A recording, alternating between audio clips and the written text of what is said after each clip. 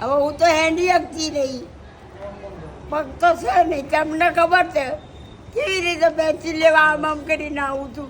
મજા આવે છે અહીંયા? હે અહીં મજા આવે છે? કઈ ખાવા બોલે પેટ ભરાયું તો જગ ભરાયો. પેટ ભરાઈ જાય છે ને? હો, ભરાઈ જાય છે.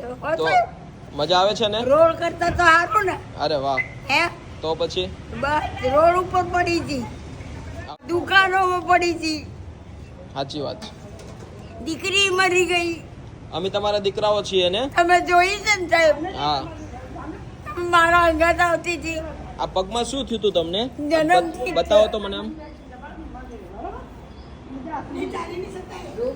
આ જન્મથી જ હતું ને? હા, કાંઈ વાંધો નહીં. આમ બાકી મજા છે? મારી પેન્સિલ ચાલુ કરાવી તો 2 પૈસા. પેન્સિલ ની પેન્શન. પેન્સિલ હા, મને પેન્શન બોલતાય નહીં આવડતું. કરાઈ દો ને. સારું. કરાઈ બાકી દેશો. મજા છે ને? હા, તો વાંધો નહીં. આ સાહેબ લઈને આયા. હે શું કે? સાહેબ લઈને આયા.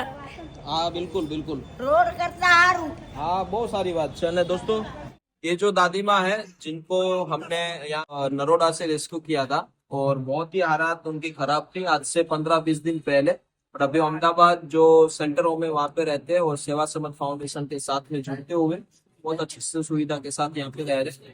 आपको जो पूरा वीडियो देखना है तो यूट्यूब पे भी पोस्ट कर दिया है, तो एक बार देखिए कि किस व्यवस्था या उनका जब हमने वीडियो बनाया था बहुत ही बुरी हालात थी और बहुत ही बुरी रूप से अपनी जिंदगी को जी रहे थे, बट यहाँ पे बहुत अच्छे रूप से रह रहे. चलिए कोई बात नहीं. दादी दादी माँ का पेंसिल चालू करना है. पेंसिल करना है पेंशन?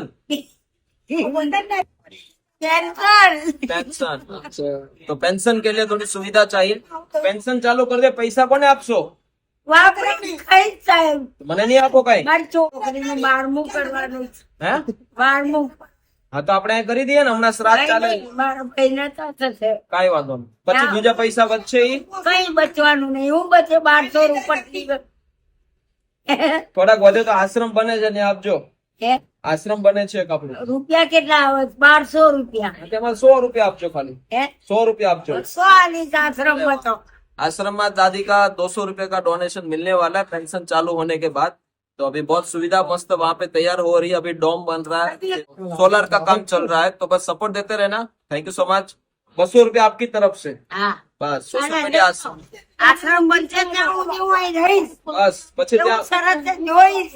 પછી ત્યાં આવી જજો ત્યાં આશ્રમ.